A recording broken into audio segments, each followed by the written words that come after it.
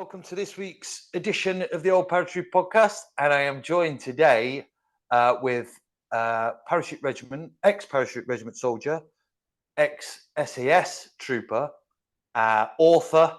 If I go on with all the list of accolades, I'll be here all day, but Mr. Robin Horsfall, how you doing? Great to be here, Chris, yeah. Now we've sorted our sound problems out, we can actually hear one another. Well, I believe men of a certain age, and I fall into that bracket as well with technology, it's moving far faster than I can keep up, and I'm sure you feel the same as well. Yeah, if I'm stuck with IT, I usually get a grandchild to help me. That's my best advice to anybody. And those of us who are soldiers know we all know what it's like to be deaf. Yeah, no, absolutely. Yeah, it's a bit of a nightmare, isn't it? But no, I'm just honestly, I am proper. I'm over the moon. I can get you on. Obviously, we've been doing a bit of bouncing back and forth and trying to kind of fit in the time. But it's an honour to have you on. I'm absolutely chuffed, and thank you very much for taking the time to be on. No, it's a pleasure. anything for a member of the regiment. Yeah, nice one, pal. Thank you very much. Well, what I like to do with all the podcast is I kind of start at the beginning. Kind of a bit about your childhood, where you grew up, and then kind of the path that you chose in life and joining the military and go from there. So if you're happy to do so, over to you, Robin. Okay, well, childhood, I was born just outside Aldershot in Farnham. My first 7 years were without a father. My father was in prison. My mother worked in Farnham Hospital laundry, and I lived with my grandparents. And to a certain degree, looking back, that lack of a male role model in my life for the first 7 years was affecting my development somewhat, because a lot of people don't realize it, but a young boy needs a man to teach him how to be a man and behave like a man, to laugh at himself, to get his confidence, to wrestle on the floor with him, to josh him, and all those kind of things that are very, very important in a young man's development. And I think looking back, I missed some of that. But my mother got divorced and married a guy called Jeffrey Horsfall. And Jeffrey Horsfall adopted me and gave me his name when I was 7. And he was attached to 16 Parabrigade with the RCT. And so we moved into married quarters in Aldershot, which was the first time I had my own bed. And thinking, oh, great, I've got my own bed. But when you're a kid, it's a cold bed when you're used to sharing with your brothers. We lived in Napier Square at the end of Queen's Avenue. And then he got transferred to Fordiv, and we went off to Germany in 1966. And we lived there for 3 years. And it was the most stable part of my childhood. We had no television, good schools, good British Army schools, and a very, very stable period of my life. Feral kids running around, outdoor life, no distractions except school. And we returned to the UK when I was 11, and I'd passed my 11 plus. So I went to a middle class Surrey grammar school. And imagine being an army brat coming in from an army life and suddenly being thrust into that. And I felt very much an outsider. I was the only kid to turn up on the first day with a biro instead of a fountain pen. So that was difficult. And at the same time, my mother's second marriage was falling to pieces, and so did my education. So by the age of 14, I'd become the school truant. I wasn't doing very well. And I decided to walk into the Army Careers Information Office in Aldershot on Hospital Hill. And at the age of 14 in 1971, say, I want to join the army. And they said, well, how old are you? I said, 14. They said, well, you can join when you're 15, because school leaving age was 15 up until 1972, praise be. And I was sent off to Sutton Coldfield to do my tests. And they said, okay, put down your first 3 choices. And I'd been a St. John's ambulance boy, getting into football for free and carrying my medical bag and all that. So I put down Royal Army Medical Corps. And they said, okay, no, you're not clever enough to be in the Royal Army Medical Corps. So my second choice was the Royal Military Police. And they said, "You're far too intelligent to be in the Royal Military Police." So the third choice, which was just one to fill in the gap, was Parachute Regiment. And I got passed to be an infantry junior leader at Oswestry, starting on September the 12th, 1972, where I would stay for the next 2 years and 3 months, 7 terms. And in that 2 years and 3 months, we were trained to be fully proficient NCOs, really, which was very, very important if you went anywhere except the Parachute Regiment. The greatest thing I got from infantry junior leaders was I got a sense of self-discipline, direction, good and bad mentorship, adventure, mountains, fitness, all the wonderful things that a young man should have. And, you live in a very tight life with very tight people. Some of them become your enemies, some become your friends. But the last 6 months, we were taught how to teach. So we were taught how to stand in front of a class and present lessons and give instruction. And that stayed with me vocationally for the rest of my life. And I still stand in front of audiences today and do presentations and lectures and so on. And that stems from that last 6 months as an infantry junior leader. But I went to Paradepot when I was nearly 18 in December 1974, and we joined at week 12 of depot because we'd been soldiers for 2 years, and junior paras from Junior Para Company did the same. And out of the 50 that passed out of my platoon, which was 409 platoon, I think 45 were former junior soldiers. And Wow. we were well set for it, and it was much harder for the guys coming in from the civvy world. We went off to do senior Brecon straight away.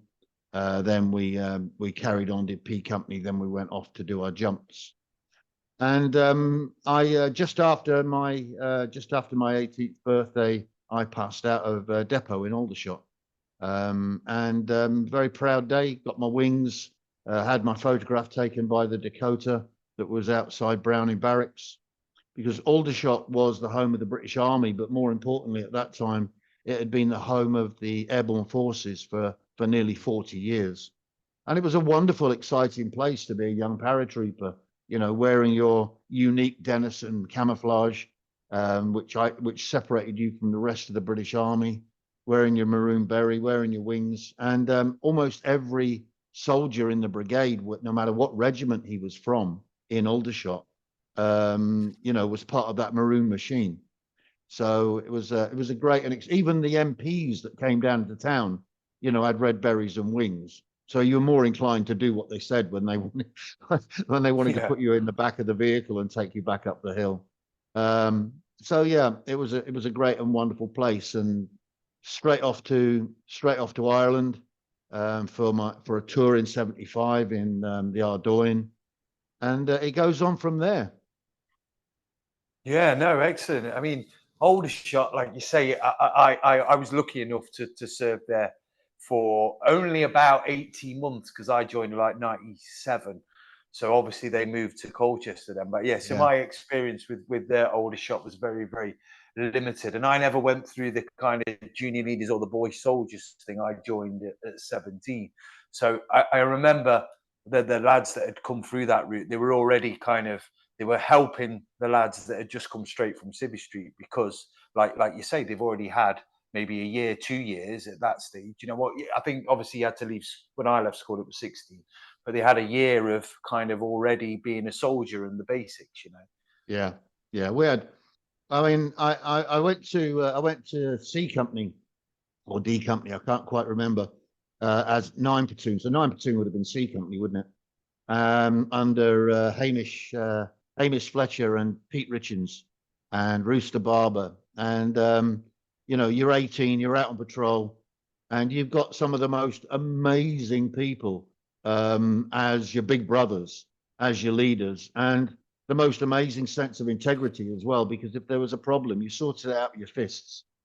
Nothing was allowed to fester. And if you couldn't sort it out with a fist, then you shouldn't have been there. Because the ultimate purpose of a paratrooper, especially, but a soldier in general, is to fight. And you can have all the skills in the world, but if you're not prepared to fight, then, you know, you're wasting your time. You shouldn't be there. You know, so it certainly sets a standard that you have to live up to, because if you're not prepared to live up to that, then you're going to get beaten into a pulp and pushed to one side and go somewhere else. Yeah, it was a tough place to be. The levels of aggression that I experienced during depot and my first year in the regiment. I turned up in Northern Ireland. The tour had already started because I'd been on the shooting team, and I turned up and walked in with my bags. And a lance corporal, an Irish lance corporal, walked up to me and said, "Are you Horsfall?" And I went, "Yeah, that's right." And he punched me straight in the face and said, "I hear you're a gobshite." He said, "Keep your mouth shut, do as you're told." And I'm sort of laying on the floor thinking, that's a nice welcome. And I walked into my basher in Flack Street Mill to put my bags on the bed, and someone came from the side and my fists went up, you know, waiting for the next one. And it was one of the guys that went through depot with Jimmy Street, who was nicknamed Strasser. And he said, it's me, Jim. It's me, Rob. It's me, Jimmy. You know, like, oh, okay. And so you have, you know, you're sort of back in a safe place. But that was my welcome to battalion. Yeah, yeah. Yeah. That's not the best welcome you want, is it? It's like, it was a different time though, again, wasn't it? That sort of kind of stuff happened, and obviously it would never happen. Well, I don't think it would. I mean, I've been out 20 years. I don't know whether that stuff happens anymore. I'm sure it does on some level, but obviously different generations and stuff. It's different back then, wasn't it? I don't think that kind of welcome was a good thing. I don't think it's something to aspire to, or it's right. I do think the idea that you're fighting men and you should sort your problems out without whining is a very, very important one. If you've got a problem, sort it out after, but do the job first. I think that's vital. And I think the Parachute Regiment, the Royal Marines, they still tend to hold on to those principles as far as they can. And if you're involved in combat, as the British Army has been up until the end of Afghanistan and Iraq, then you know, the situation tends to sort it out for you anyway, even if the training process doesn't. But we've you know, we've got an ever dwindling army at the moment. We've got paratroopers that are down from what was one time a division down to a brigade, down to a part of a regiment. And you know, it's sad to see those great historical values gradually start to fade away and disappear. And there's a danger that you'll not be able to get them back next time there's a major war. Yeah, no, absolutely. I mean, we've done, to be fair, considering all the amalgamations of all the other units, I think with the Parachute Regiment and the Marines have done really well not to kind of, as of yet, but for how long we're going to last, you know, with still 3 battalions is anyone's guess, isn't it, really? Yeah, that's right. Um, It's hard. yeah, no, definitely. And obviously, I don't understand. I don't know how you feel about this new Ranger kind of sort of unit that they're supposedly. I don't know too much about it. It's only what I've heard, but again, I don't know why they're making kind of other units up when you've got, you know, kind of, and then they're dwindling like units, sort of like you said, like the Parachute Regiment and the Royal Marines down. Doesn't make any sense to me. But hey ho. So yeah, obviously Northern Ireland, straight out. So Northern. So what year was that? Were you first Northern Ireland till 70? Yeah, my first tour was 75 in the Ardoyne. The next tour was in the Ballymurphy, 76 through to early 77. My next tour was in South Armagh. My mother died when she was 37 of cancer. She'd already got divorced from Geoffrey Horsfall, so the army became my whole life. You know, I was the guy that stayed in barracks during leave and let the pads go home for their, you know, and so they didn't have to do duties because my home was the barracks, and the army became everything to me. And that's a good and bad thing. And I was very much an army orphan. So when she was dying, I was transferred to the Vigilant Platoon, which was anti-tank guided missiles attached to Parachute Regiment headquarters, and in Log Reg in Rhine Barracks. And we were very much the wild bunch of the Parachute Regiment, in the sense of, if he didn't fit in here, send him over there, get him out of the way. And I was sent to them, and I would have stayed with them forever, because it was just a wonderful place to be. It was nearly all soldiering. We had our own MT section. We had our guided missiles. We were all trained drivers and first aiders. We were uninfluenced by bullshit and area cleaning and parades. And we were also attached to brigade as brigade reconnaissance when we weren't in anti-tank role.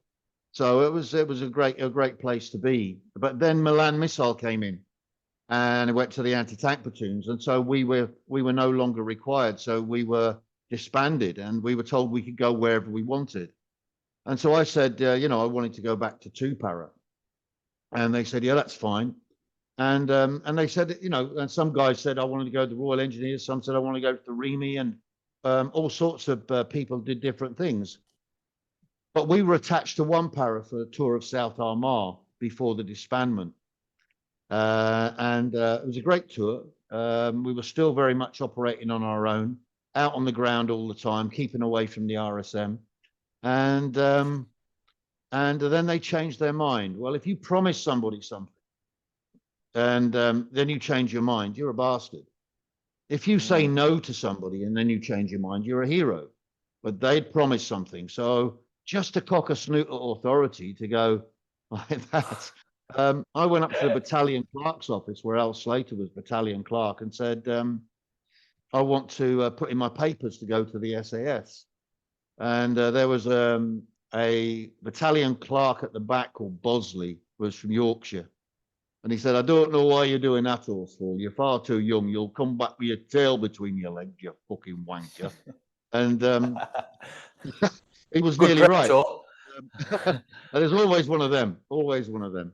And the OC came down to me when I was on Stag, and he said, look, he said, we'll get you promoted quickly. I know, you don't want to go back to a rifle company, but it's just a process. And I said, no, I'll put the papers in now, boss. I'll do what I've got to do. And he said, okay. And he sent me back from Ireland 3 weeks early so I could do more training up in the mountains. So that's the only reason I went to the SAS was to cock a snoot at authority, because they changed their mind and wouldn't keep their promise. And and I did my first effort and I failed, but they kept me on to have another go. And I did my second effort in January 79. January 79, yeah, started in January 79, and I passed at the second attempt. So, and there I was for the next 6 years. Wow, I was going to say, because obviously you were quite young when you you went on selection, and obviously kind of they like, it tended to be when I was in, like, a lot of full screws went, so they've probably been in 8 or 9 years. Yeah. You were a full screw, you've got that kind of experience. So to go on it quite young, and especially, again, we can all argue different generations, it was tougher and everything else, but I suspect selection back in sort of the late 70s, early 80s would have been notoriously difficult. I know it still is difficult, but if you know what I mean, different times again. So yeah, fair play. And obviously a lot of people kind of tend to it's kind of rare, or at least it was, for someone to pass the first time anyway, really, wasn't it? No, a lot of guys did pass first time, and you're right, they tended to be full screws, junior sergeants, and they had that experience. I think that the advantage I had was that you had to have a minimum of 3 years regular service to volunteer, and I had that. But I also had the 2 years boy service before that as well. So essentially I had 5, nearly 6 years of training behind me before I went. But the first time, I've got pictures of me on the first selection, and I'm the kind of 21-year-old, slightly chubby-faced paratrooper with a mustache, wearing a heavy duty shirt, you know, and when I did the second effort, I'd been in the mountains for 3 months, working, climbing, walking, carrying, and it's like two different people. 4 months later, it's two different people. You're looking at a guy that looks like an athlete in the second one. You're looking at a chubby young infantryman in the first one. So the right environment, the right place, you know, I don't know what SAS selection is today, but they're trying to maintain a special forces organization from an army that's less than half the size it was when I joined. So that must be incredibly difficult. But SAS selection lasts a year. And the first month at my time was in the mountains, with the last 5 days, it was called test week. And test week, you start with 35 pounds on your back, and the weight increases by 5 pounds every day, plus your water, plus your food, plus your weapon. And you're given distances to do that start at 18 miles on the first day and end up as 40 miles on the fifth day. And if you add all the distances together over the 5 days, it's the equivalent of 5 marathons over 5 days alone over the mountains, carrying weight in various different weathers. That's just the beginning.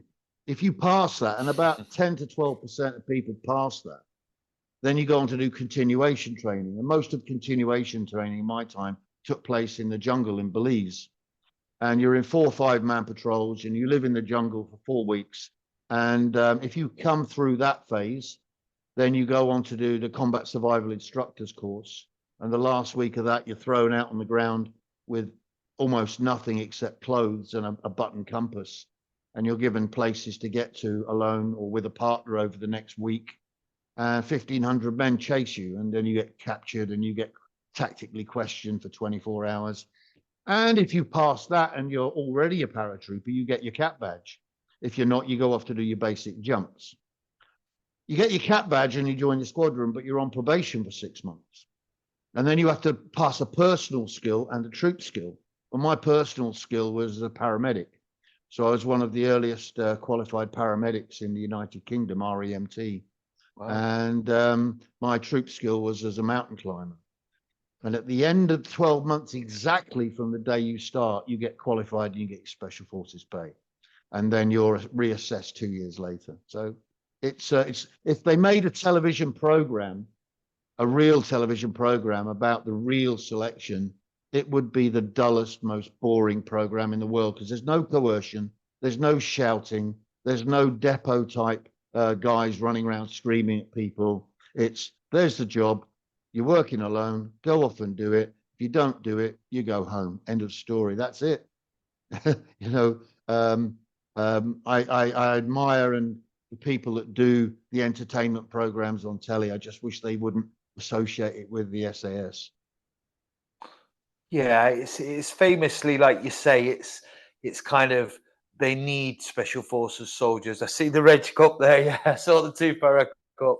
I've got my Paratrooper podcast one in the cupboard. I was going to get it out, but I forgot to get it out. Yeah, it's kind of famously known that obviously a special forces soldier is going to be self-motivated. So like you say, it's like, if you want to be there, you're going to be there. There's no one going to be on your back and telling you to get up there, get to the front. Unlike Power Edge Depot, I mean, P Company, I assume P Company it was a different P Company that I did to the one that you do, because it's changed, it's altered, it's still difficult, but it's changed over the years. But P Company itself, they do push you, but not as much as they do on the stuff through the depot. So you've got to P Company, do you want to be here? But then obviously with the selection, it's that next step again. It's like you've got to be self-motivated, which is probably one of the fundamentals of a special forces soldier, isn't it? Yeah. You're looking for a very different animal. The guys coming through depot, you know, it's the buddy system. Support the weakest man. Tomorrow you might be the weakest man. Tomorrow you'll have the bad stomach. Big guy can carry twice as much weight. The small guy might be the one who is best at the map reading. You know, it's everybody working together as a team to create a result. But with the SAS, it's about the individual.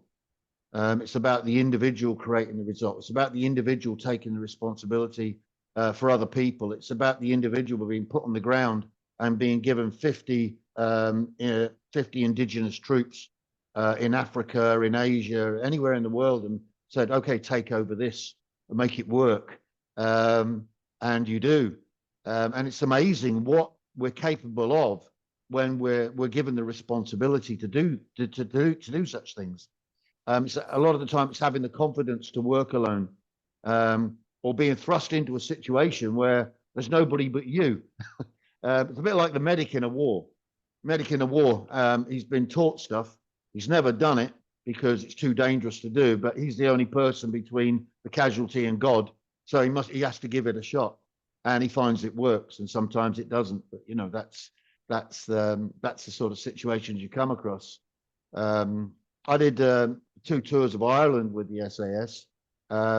My job in the Falklands War, my squadron's job in the Falklands War, was going to be to go into Argentina to take out the jets that were launching Exocet missiles to sink our ships. And we got halfway there to Ascension Islands, and Ronald Reagan put pressure on Margaret Thatcher not to extend the war onto the mainland, because the combined forces were actually doing well and winning the war. Otherwise, our job was to land in Argentina, destroy the jets, and get killed or captured. That was the mission. There was no way home. There was no return trip. And my wife was 8 months pregnant with our first child. That was an interesting psychological process to go through. Yeah, Put it aside. Yeah. Put it aside. This is the job. This is the cap badge. This is where I'm at, and get on with it and hope you survive. And I did, because they cancelled the mission.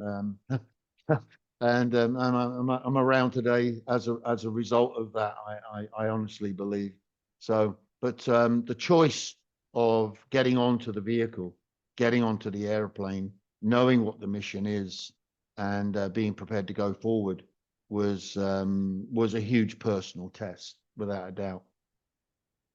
Yeah, absolutely. Again, you know, you kind of special forces renowned for small teams, not a lot of support behind enemy lines. So, kind of a lot of these kind of missions and stuff that you read about, even in modern times, is a bit like, yeah, they're kind of 50-50, aren't they? Whether you come back or not. I know, and it's Yeah. No, this probably was less 100% percentage don't in come that. back. Oh, This was right. Okay. Well, there you go. You say, I was going to say even less than 50% there, but Jesus, yeah. So You landed prior with to the that, C-130s. You landed with the C-130s on the runway. There was no fuel to go back. So it was do the mission, destroy the jets, save the aircraft carriers, and get killed or captured, and hope you come home when the war ends. So that was it.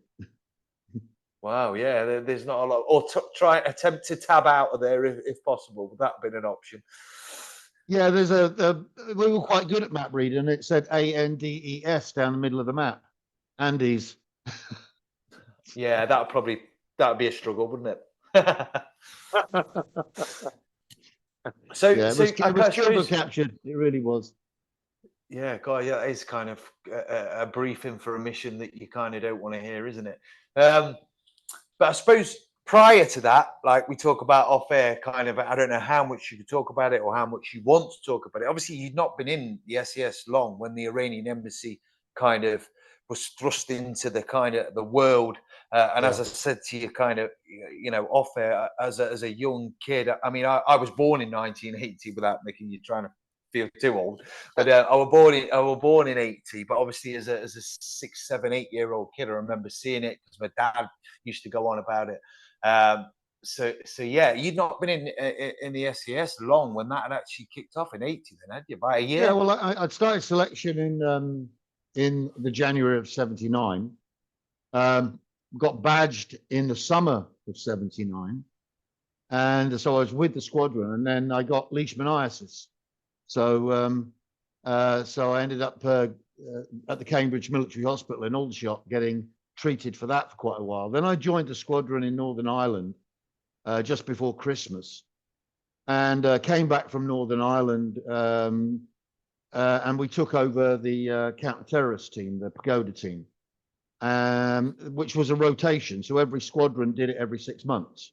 So you over 2 years, you know, it was your turn again. It happened to be B Squadron's turn, and we took over the squadron in March And only a few weeks later, took over the Pagoda team in March. And only a few weeks later, 6 Arabistani terrorists took over the Iranian embassy in London and took 23 hostages with threats to kill them unless their demands were met. And so we deployed without permission on the second day to Beaconsfield. Got to Beaconsfield, then we moved to Regent's Park Barracks. And on the second night of the siege, we got into the Royal College of General Practitioners, which was next door. So within 48 hours, we were next door to the building that was holding the hostages, the Iranian Embassy in Knightsbridge in London. And as soon as you get on the ground, you prepare an immediate action. So if they start killing people now, each group of you has an area of responsibility, which was a floor, because there were 5 floors in a basement. And so you got a squadron of approximately 60 guys with attached arms. And so each group of 8 gets a floor each as your area of responsibility. And the immediate action was go in there with sledgehammers, explosives, get in, save as many as you can, kill the terrorists, get out and see what the best is you can do. And the negotiators start to take their time, slow things down. Some hostages were released because one woman was pregnant and sick. A BBC journalist called Chris Kramer pretended he was sick and got out. And another hostage was actually released because he'd been so helpful in keeping things calm, called Mustafa Karkuti. So we, over the next few days, we collated information. We got a wall. We got pictures. We got plans of the building. We got listening devices in, and gradually built up a picture so we could have a deliberate action where it was far more organized, far more planned. But Margaret Thatcher had said, we will not mount any kind of assault, providing they don't kill anybody. Well, on the 6th day of the siege, they killed the charge d'affaires, a man called Lavazani, by executing him with 2 shots in the back of the head at the bottom of the stairs. And a few hours later, they threw his body out. And at that time, Margaret Thatcher gave permission to Willie Whitelaw, the Home Secretary, to give permission to the Commissioner of Police, to give permission to the military commander to mount a military assault rescue operation. And the cunning plan, Baldrick, was to sneak up quietly to our entry points. And we had 8 groups, 8 entry points to assault the building. But as one of the guys was abseiling down the back of the building onto a balcony, his foot went through a window. And Salim, the leader of the terrorists, heard the noise. And he was speaking to Max Vernon, the negotiator at the time. And he said, I've heard a suspicious sound. Squadron commander Hector Gullen, former 2-para guy, said, gave the go early, knowing we were compromised. So instead of it being sneak up to our entry points, wait till everybody was ready, everybody had to go early. You see John McAleese leap across the front window balcony, the famous footage, slam a frame charge on the window, and he's only about 6 feet away from it when Tom MacDonald initiates it, and wham, out come the windows. The guys going through the roof and everywhere else have to do their best they could. I'm on the back door, and Bob Taylor is putting the charges on the back door to blow the back door, but we have to go early. So Bob Curry goes in with an 8-pound sledgehammer, takes out the patio doors, and in go the guys. Tom Morell, who's the guy who's put his foot through a window, has got his abseil glove caught in his D-ring. So now he's stuck above the window over the balcony on the back door. And I'm looking up at him, and 3 rounds come through the window above my head from the inside out. And Tom's hanging on this. The guys have gone in underneath on the balcony, thrown their pyrotechnics in, their flashbangs, and the curtains have caught fire. The curtains have caught fire. Tom's stuck above the window. The flames are lapping up and starting to burn him, turn him into a barbecue. So he's got his pressel switch pressed with his glove. So there's no communication. So you can imagine being the squadron commander. you've been compromised. Everybody's had to go early. Now your communications are cut off as well. So you have no idea. There's gunfire, there's screaming, there's smoke, there's gas. Tommy Palmer comes out from that same balcony with his head on fire. He takes off his gas hood, which is on fire, throws his gas mask away, and goes back into the building and shoots 2 terrorists. So that's pretty amazing in a CS gas-filled environment. The guys on the roof are trying to cut down Tom on a rope under tension, but they've got to get him on the inswing because he's kicking himself out away from the windows because he's kicking himself from the flames. If they get him on the outswing, he drops 30 feet onto solid concrete. So they get him, they get the rope to part on the inswing. He drops to the balcony with his legs burned, and he goes in to carry on with his mission. As soon as he drops to the balcony, the trestle switch becomes free, the communications are up, but me and Ginge Young are on the back door, and we're supposed to go to any area that we needed. Hector shouts, reserves go in. That's the 2 of us. And then we go into the foyer on the ground floor. Much to our surprise, there's a chain of men up the stairs, and the gas and smoke. There's noise, there's screaming, there's gunfire, and there's flashbangs going on. And Trevor Locke, the policeman, comes to the bottom of the stairs, and I grab him and pass him out. And then there's the hostages start to come down the stairs, and they're mostly female. And you keep them frightened. You keep them frightened by shouting at them, by giving them instructions, and you pass them out. Out they go, out they go, out they go. And out that eventually most of them are out, but there's a scuffle on the stairs, and Ian White butt swipes somebody on the stairs, and he staggers a little, but he comes free at the bottom of the stairs, and he's holding a hand grenade. And I fire a 3-round burst from about 5 meters away, but a guy standing within 12 inches of him puts 24 rounds in him. And he drops to the floor, and the pin's still in the grenade, and the remaining hostages go out. When the last one's out, the building's on fire. We get everybody out on the grass. Sim Harris, the BBC reporter who was inside, everybody gets plastic cuffed and handcuffed on the floor. And he's nodding his head towards a guy called Fauzi Najad, who's another terrorist who's got outside amongst the hostages shouting he's a hostage. He's a terrorist. So me and a guy called Tony, we pick him up and we just separate him, put him down somewhere else. People have suggested that we were going to take him away and top him, which was ridiculous. That would have destroyed a really successful mission. And it wasn't the drill. You just separate him from the terrorists from the hostages. He's handcuffed, he's pinned down.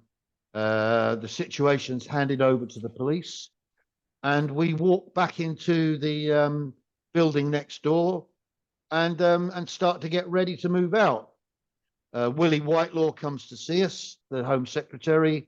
He's got tears in his face. He says, I knew it'd be good, but I never knew it'd be this good. We've rescued 19 hostages alive. 1 got killed by the terrorists as we made the entry. We killed 5 terrorists.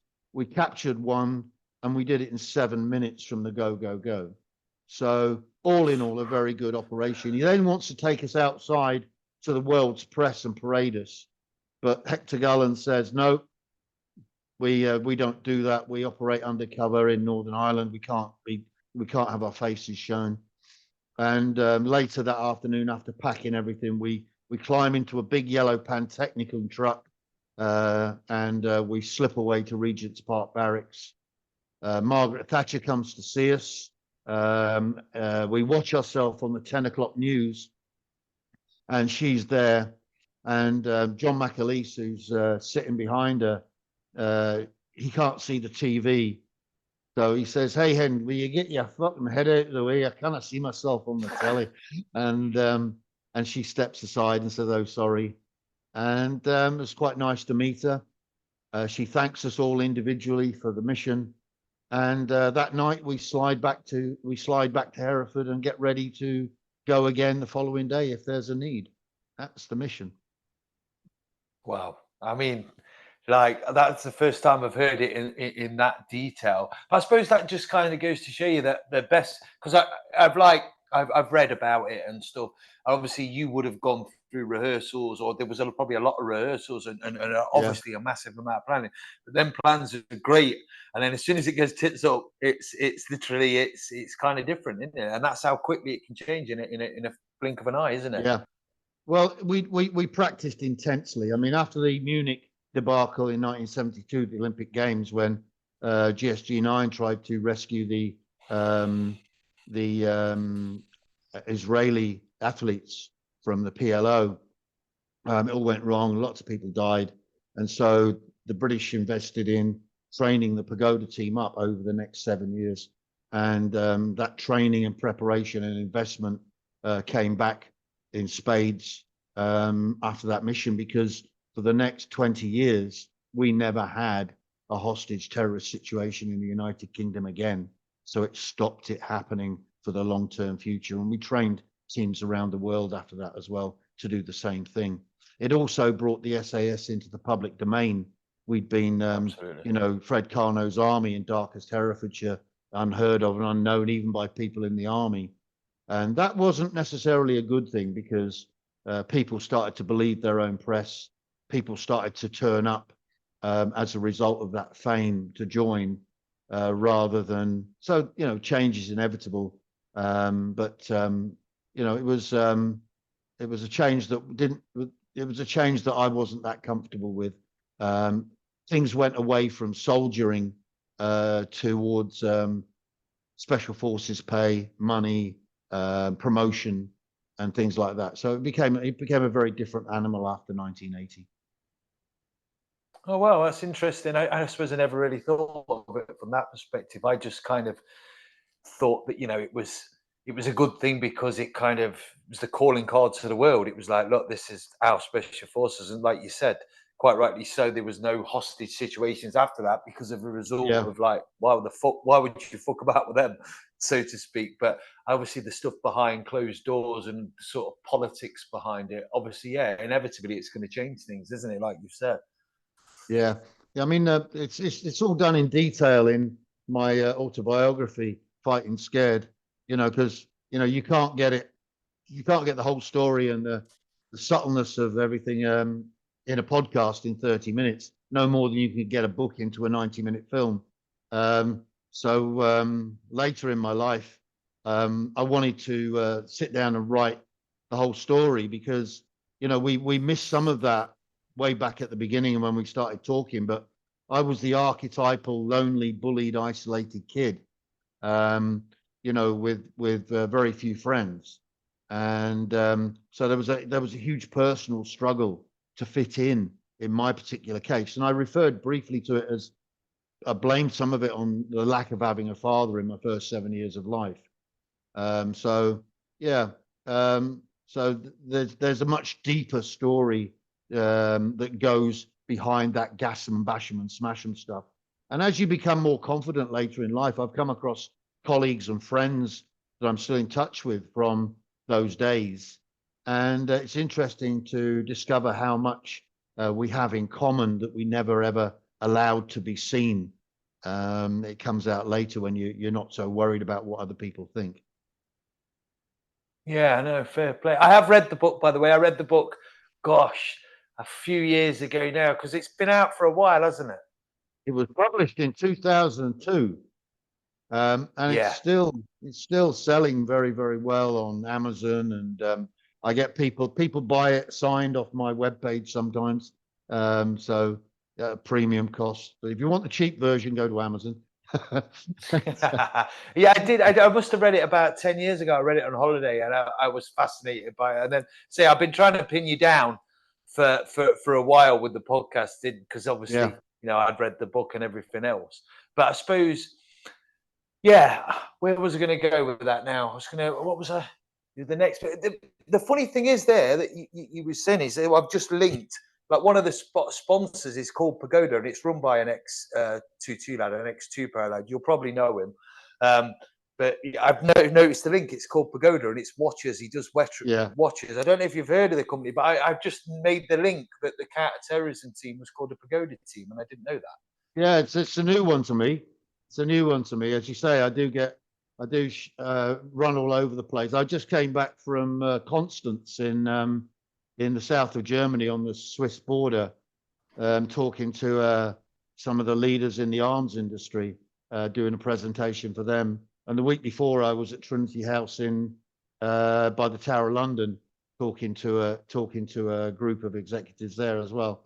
So I do tend to jump around a bit. So and next week, where am I off to? Next to 10 days time, I'm off to France. So yeah, I'm getting around, doing my stuff, writing some more books, doing my podcasts, keeping busy. But you've always got to find a place for paratroopers. You know, always got to find a place. I'm in the Cardiff and Newport PRA. I live down here in the Welsh Mountains, which is wonderful when the sun's shining, which it is today. But you know, it's life seems hectic. I've got 3 daughters who are grandmothers. I've got an 8th great grandchild about to arrive. And you think, oh my God, the pressure. But when the pressure goes away, you get bored. Yeah, you like pressure, and I think people. It must be strange. Obviously, you've had a kind of massively varied career. I've read about. Obviously, I don't know how much again we want to touch on that. I'm conscious of the time I've kept you, but like obviously, you kind of. How long after the Iranian Embassy did you leave? Did Well, you the leave Red quite Embassy soon was after that? 80. Or? Yeah, it was 4 years. So we had 1980, then we had the Falklands, and then you know, came back from the Falklands thinking I was going to get a rest and went on the Royal Marine Sniper course down at Lympstone instead. I had a new baby, Alex, and he's 42 now. And I thought, you know, the army is my future. I'm going to be here for the full 22 years. Everything was great. But it only takes one person to screw up your career prospects in an institution. And I upset somebody when he was a sergeant because he got caught lying, and he became the squadron sergeant major, and he made it his sole purpose in life to get me stitched up and kicked out. And eventually, he succeeded in doing that for something I didn't do. And I was going to get RTU'd and sent back to the Parachute Regiment. Well, I had a new baby. I had a second one on the way. I had a house and a mortgage and everything else. I was established in Hereford. I couldn't afford to go back to the Parachute Regiment. So the day before I went on CO's orders, I put in my papers to buy out of the army.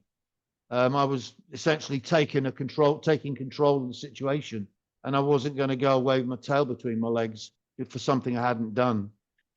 So I ended up in the colonel's office, Colonel Howard, and he was new as well. And he said, how come you broke every standard operational procedure in the book? I said, I didn't. He said, it says here, and it turned out he had the wrong patrol and the wrong person. So it was pointed out that it wasn't me he was reading about.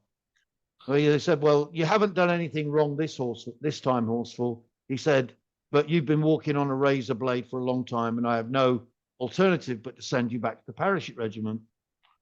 Now, you don't have to be a lawyer to figure out that he just said, you haven't done anything wrong, but I'm going to punish you. And so I said, that's all right, sir. I put my papers in to buy out yesterday. And he sat back in the chair quite stunned and said, don't do that. He said, the wind blows cold on the outside. And I said, it don't blow too effing warm in here, does it? And, I was out of the army in 2 weeks. I was gone. 4 weeks later, they came because it was realized through the head shed, through the officers, that I'd been done an injustice, and they asked me to come back. But I said, and they sent a guy called David Juster, a captain called David Juster, to meet me and say, you know, would you like to come back? We'll put you on training when you get your promotion. But I was earning twice as much money already, working as a bodyguard for Mohammed Al Fayed in London. I was a week on, week off, but I was also very, very bitter about how I'd been treated. And I said no. I never went back. So I was a bodyguard, I was a mercenary, I was in Sri Lanka, I was in Mozambique as a company commander in a war with no air cover and very poor comms and no heavy artillery. And when I came back from Mozambique, I had some anger management issues that people might describe as PTSD. My wife does. And she said, if you go and do that again, I won't be here when you come home. So I stopped. And I started an organization called London Karate, London Shukukai Karate, started teaching kids in Southwest London, and gradually developed that into over 1,000 children between the age of 4 and 15, plus about 50 to 100 adults over the next 20 years, which was very successful. It was where my life was until I broke my neck, training with Alex, who had now grown up, become a very big, powerful man. It's not as exciting as it sounds, but I have a very weak neck now, and I got what's called a torque injury, where you whip your body around and your head's in the wrong position. And I basically broke my own neck. So Wow. I had to retire from that, hand over to Alex, who was 28 at the time, and do something else.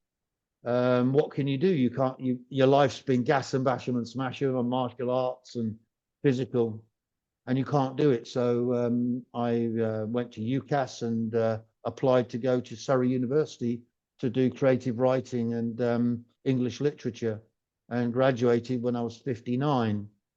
And the first thing I Wow. learned at university was no one wants to sit next to their grandpa at school. Yeah. It was an Yeah. interesting time. I learned a lot. I'd already written Fighting Scared, which took me 6 years. I wanted to be able to write a bit faster than that. And so I've written 5 more books since then, and I'm working on some other stuff. I got cancer a few years later when I was living in Prague, and had my bladder removed and my prostate removed. So I've got no bladder anymore, but I've also got no cancer. And there's a sunny side to that, even because, as some men of a certain age will understand, I never have to get up for a pee in the night.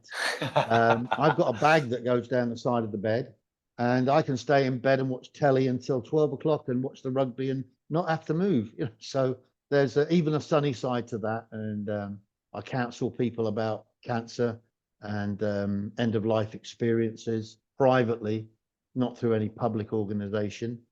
And I've still got a lot of things I want to do and achieve. No, fair play. Well, like I say, it sounds like your career has been phenomenal, and I like the aspects of your career. And I'm not comparing my kind of career to yours in the slightest. I wouldn't do that because it's nothing like yours. But I always I left the Parachute Regiment after 7 years, and then went and did the kind of close protection stuff in Iraq. And the anti-piracy stuff Yeah. for about 10 years in total for them both. But because not necessarily, I mean, the money was good, but it was, I never wanted to be kind of not a one trick pony. That's the words. I've got a lot of admiration for people that do 22 years and beyond in the military, but I always wanted, and I've talked about this quite a lot, about wanting different experiences. Because I believe you can draw from a lot of experiences in life. And I also believe that it kind of gives you knowledge in the different experiences that you experience, if that makes sense. Yeah, it does a lot of sense. You can have a wonderful product. Can you sell it? You can have a wonderful amount of experience, but can you transmit that experience, the lessons you've learned, to other people, so that they don't make the same mistakes you made, so that they can have a better, happier, more stable existence, and not judge themselves too harshly as well. One of the great joys I had from teaching martial arts, especially children, was by teaching them self-discipline rather than discipline, and teaching them confidence and giving them physical abilities actually made them calmer, happier people. So when kids that I taught from the age of 4 ended up going to university at the age of 18 or 19, and somebody says, stand up in front of a class, I would teach them to teach. So not just teach them martial arts, but I would teach them to teach and expect them to start warming the class up when they were 5 years old, and so on. And had wonderful high expectations of young people.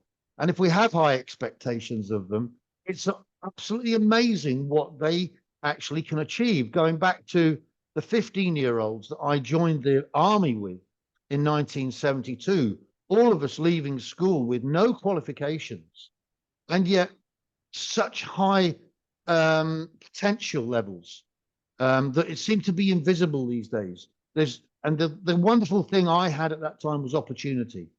Now, there's opportunities that come from being able to join the military, from education, from sport, from mentorship. But there's a lack of opportunity for young, non-academic people these days. People that don't want to stay at school, people that have huge amounts of potential. They have brains. They just need a direction to take it in. And that's something that's seriously lacking from society. I can't cure that. I can't change the world, but I could do the piece that I could do. And the piece that I could do then was teaching kids martial arts. Now I stand in front of college kids. I would love to get in front of young offenders, but the idea of being a paratrooper and SAS soldier scares the authorities so much, they don't look any deeper.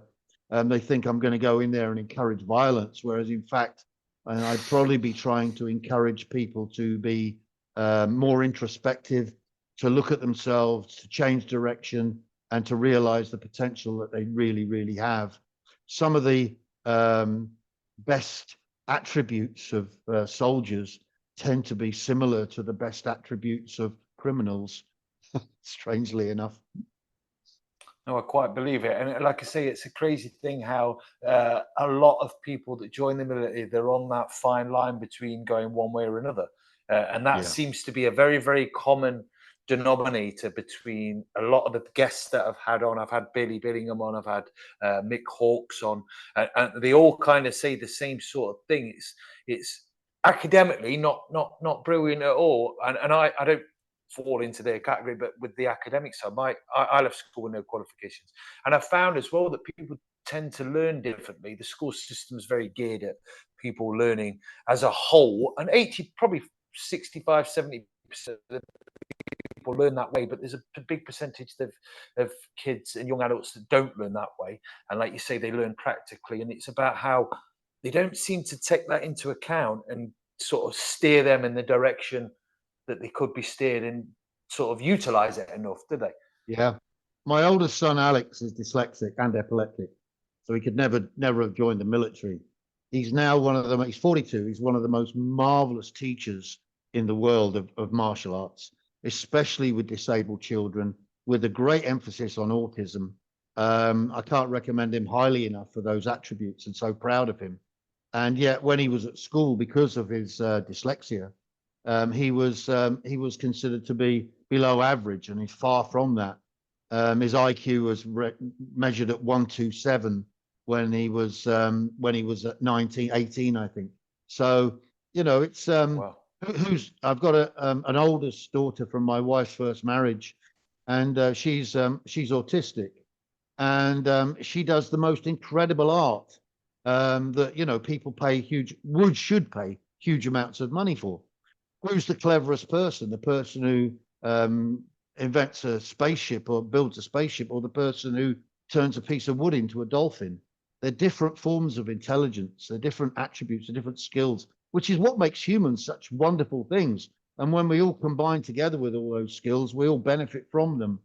There's a tendency with the school system in the UK, especially, for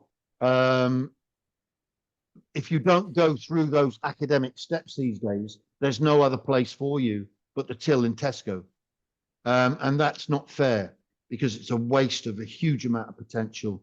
And, I wish I could get more influence with governments and show how wonderful it was to have the boys' service, the junior service in the military in the 1970s. There were 13,000 boy soldiers in the British military in 1972. And the high levels of achievement most of my colleagues and friends who joined at that time have come to now later in life as a result of that opportunity. The military was the skills engine of British middle class, engineers, cooks, chefs, drivers, they all came out of the army with those skills. So we didn't have to import them from abroad. It's a sad reflection that most of the people in government these days don't want to hear about that. Yeah, and I suppose that brings me quite nicely on it. Like the argument that's raging on at the minute, and people are kind of talking about it quite a lot, is obviously the conscription and the talk of the conscription. There's people that say and military people as well, you know, kind of military veterans and that I'm seeing on social media. Not everyone's for it. I am for the conscription in some sort of aspect because of what you've just said. I mean, I don't expect it.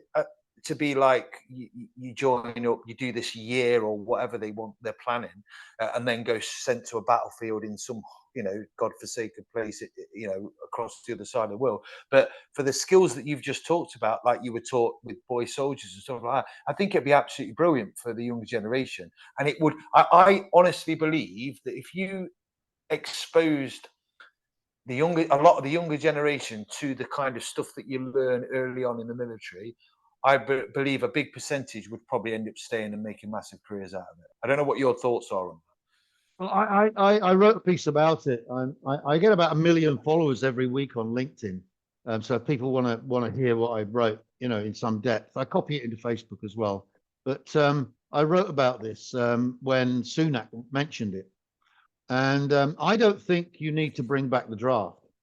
I just think you need to expand the armed forces and lower the age of entry back to junior service again. Because in junior service, you weren't expected to take part in combat operations. You're not until you joined your parent unit anyway, and that should be the same. But you're taking young people and giving them very often a substitute family. You're giving them an income. You're giving them a place that they belong to, a place of pride, a uniform, and you're giving them status in society, and you're giving them a future, and you're continuing their education as well. So in that boy service period I continued and took my CSEs and passed them during that period as well. So, you know, it's not all just military, and you're not just training people to be soldiers. You're training them to be the good citizens of the future, the leaders of the future, in many, many different aspects. And I think if you expanded the cadre that is left of the British Army to back to 1970s levels of about 170,000, including an expanded junior service, you would actually get volunteers. You wouldn't have to draft people. And one volunteer is worth 10 press men, always. And you know, you're going to go to the government now and say, look, I can take 20,000 young people with potential off the streets of England, put them into a safe and disciplined environment, give them skills, carry on their education, and make them proud of what they're doing. Do you want to hear this? You would expect them to say yes, but they don't. The problem with that is you're going to give the people, I bet in their eyes, well, look, there's a lot of conspiracy theories. I'm not even going to go into it, but it's like you say, it's the life skills that they will give. But the government, you say, I don't know why they wouldn't go for that. It's a weird one, isn't it? They left-wing governments especially, but I think all governments these days are frightened of a strong military, a big, strong military. I mean, one of the reasons that I genuinely believe this, that the parachute brigade was broken up in the 70s and 80s, was because they didn't like the idea of 5,000 paratroopers, all arms, being 30 miles from London. They didn't like that. You've seen paratroopers tend to be the most right-wing parts of armed forces. They're the elite, and as a consequence of that, you know, when you get a Labour government in power, it bristles at the idea that there's 5,000 paratroopers 30 miles away who could mount some kind of military coup. I don't think there was ever a genuine risk of that, although in my early years it was discussed amongst the officer classes. The death of Airey Neave, the rise of the IRA, the communist influences that took place during the winters of discontent in the early 70s. Those all had, they all created a fear of the military. So a strong military is something that all governments, all democratic governments shy away from to a degree. That could be part of it. The other big part of it is money. How much will this cost? And you trying to persuade them that it's an investment for the future. It's an investment and it's going to have huge returns in 20 years' time. It had those returns when it was an ongoing process, but they were invisible to them. They took them for granted. So you've got to get people in power. You've got to get people with like minds in power. I don't know how we do that. There's very, very few ex-military people in positions of influencing government anymore. They're not listened to. Mm-hmm. Yeah, absolutely. It's strange times that we live in, isn't it? And we'll see what happens with the next general election, I suppose. But no, look, I'm conscious that I've kept you now for over an hour. It's been fascinating talking to you, Robin. Thank you very much for coming on. It's been an absolute blast, and I could sit and talk to you all day, to be honest. It's brilliant. Well, you know, my wife says it's easy to get me to talk. It's hard to get me to shut up. Well, like I said, I've said quite a few times now that the reason I started this podcast, because after 44 years on this planet, I've realised that I'm not good at a lot of things, but I'm fucking good at talking. So there you go. That's why the podcast has come about. Well, you're even better at listening, but no, Chris. look, no, fair play. Thank you very much. Look, I'll have a quick chat with you in a second off air. But look, been an absolute pleasure, and I thank you for coming on. You take care, Robin. Yeah, if people want to find me, they can find me at robinhorsfall.com. Nice one. Thank you very much, Robin. Pleasure. Airborne.